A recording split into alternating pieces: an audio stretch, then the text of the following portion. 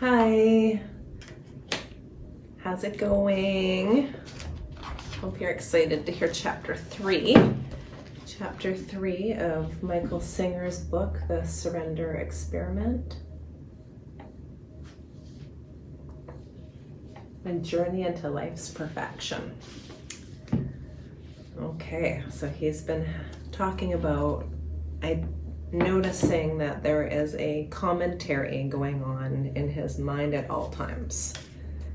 And it's making him wonder whose voice that is and who's noticing the voice, and if he is the one in his life experiencing things, then why does he need a voice telling him who he's seeing and what he's doing and what he's thinking? Okay, so chapter 3. Pillars of Zen. Months went by, and I was still on my own with my inner exploration. Little did I know that help was about to arrive unexpectedly. So like life, hey? I had a classmate in my doctoral program named Mark Waldman. He was a brilliant young man and an avid reader on a broad range of subjects. Like everyone else, Mark had heard me talking about my interest in the voice. One day he brought me a book he thought might help. The book was entitled 3 Pillars of Zen by Philip Kapleau. I knew absolutely nothing about Zen Buddhism. I was an intellectual who didn't give religious matters a second thought. I was brought up Jewish, but not very much so. By the time I reached college, religion played no part in my life. If you had asked me if I was an atheist, I probably would have given you a blank stare. I had never even thought about it. I started leafing through pages of the book on Zen, and within minutes it became evident the book was about that voice. My heart practically stopped. I had trouble breathing. The book was clearly about how to stop the voice from talking. Passage after passage spoke about quieting the mind. It used terms like the true self behind the mind. There was no doubt that I had found what I had been looking for. I knew there had to be others who had gained the perspective of watching that voice of the mind instead of identifying with it. Not only was there an entire legacy of knowledge spanning thousands of years that dealt with the voice, but this book clearly discussed getting out. It talked about freeing yourself from the hold of the mind. It talked about going beyond. Needless to say, I was in awe. I felt a reverence for this book that I had never felt for anything in my life. I had been forced to read and study so many books in school. I now had in my hands a book that answered some real questions for me. Like, who am I that watches the voice talk? These were questions that I passionately wanted to know the answers to. The truth is, it was way beyond want. I needed to know these answers. That voice was driving me crazy. What 3 Pillars of Zen had to say was very clear and unequivocal. It said to stop reading, talking, and thinking about your mind, and just do the work necessary to quiet it down. The required work was equally unambitious: meditate.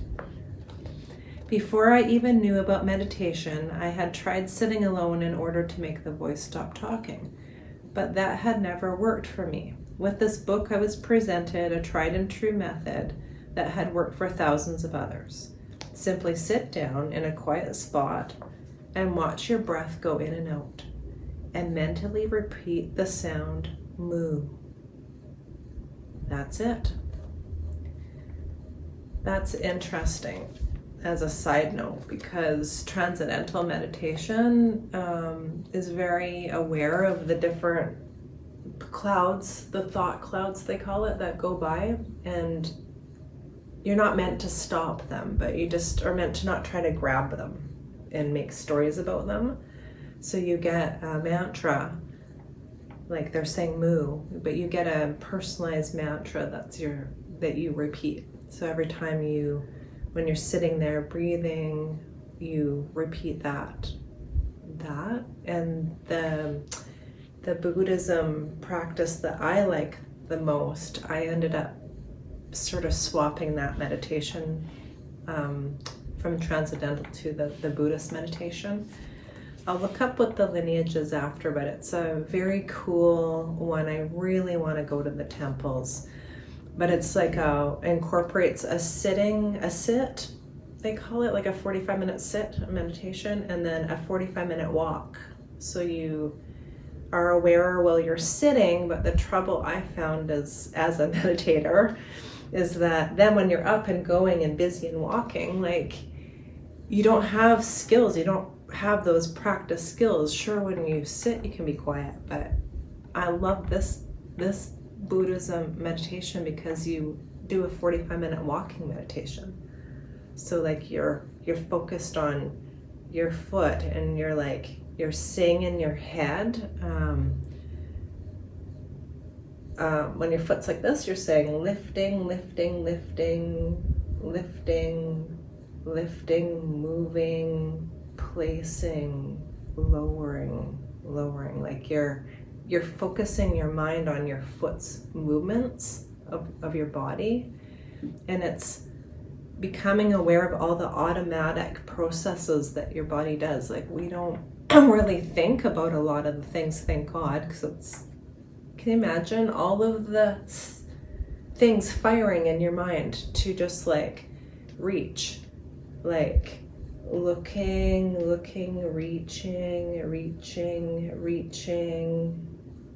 reaching, stopping, closing, grasping, lifting,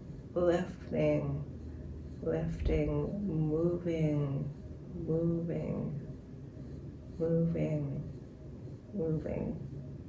lifting, tilting, and then the drinking. Like, you do it when you're eating, walking, and sitting. And when you're sitting, you're just saying expanding and contracting, like breathing and so you're focusing on expanding, contracting. And then if you hear something, you go car, bird, like you name it, because as soon as you hear a car driving into the retreat, you start thinking, oh, I wonder who that is. Is it a red car? Is it a truck? So if you just say car, breathing, then it stops this. So anyways, let's see what the 3 Pillars of Zen. I never read this book, the 3 Pillars of Zen. He says that this beautiful meditation. So before I even knew about meditation, I tried sitting alone in order to make the voice stop, but it never worked for me. So with this book, the 3 Pillars of Zen, it said to simply sit down in a quiet spot, watch your breath go in and out, and mentally repeat the sound mu. That's it. Now do that for an ever increasingly length of time each day. In Zen, the real work was generally done in a group setting called a session. In traditional settings, a trained person would walk around with a kyosaku stick. If you started to sleep or lost focus in another manner, you would get a smack on the shoulders with the stick. Zen was strict. There was no playing around. This form of Zen was serious work. I didn't have a group or a teacher. All I had was the book and a very sincere yearning to see if these practices would take me where I wanted to go. So I started to do Zen meditation on my own. At least it was my best understanding of what Zen meditation is. At first I sat for 15 or 20 minutes each day. Within a week, I built that to half an hour twice a day. There were no fireworks or deep experiences, but concentrating on my breath and the mantra was definitely diverting my awareness from the incessant chatter of the voice. If I made the mental voice say mu, it couldn't say all the crazy personal things that it usually said. I quickly began to like the practice. I look forward to the times I had put aside during the day for meditation. I was no more than a few weeks into my experiment with Zen meditation when Shelley and I decided to go on a camping trip. We were joined by 4 friends, and together we drove our vans into Ocala O-C-A-L-A National Forest for the weekend. I had a VW camper, so weekend trips were an easy affair. But this trip wouldn't turn out to be just another camping trip. This trip was destined to have a profound impact on the rest of my life. We found a secluded spot in the woods that opened up into a pristine wetland. Once we situated our vans, we were overcome by the quiet and the beauty of the place. It dawned on me that this would be a good place to do some meditation. I was just a novice, but I was very serious about doing the practice and finding out what it would be like if the voice actually stopped. I asked Shelley and our friends if I could spend some time by myself, and no one objected, so I meandered down to the grassy lake and found a nice spot to sit. The whole notion of meditating was so meaningful to me that from the start, it was like a sacred experience. I picked a tree to sit under, just like the Buddha. Then, very dramatically, I told myself, I'm not getting up until I've reached enlightenment. What happened under that tree that day was so powerful that even now my body shivers and my eyes begin to tear up just thinking about it. That's the end of chapter 3. Chapter 4 is called Absolute Silence, just so you get a little clue about what might happen under that tree.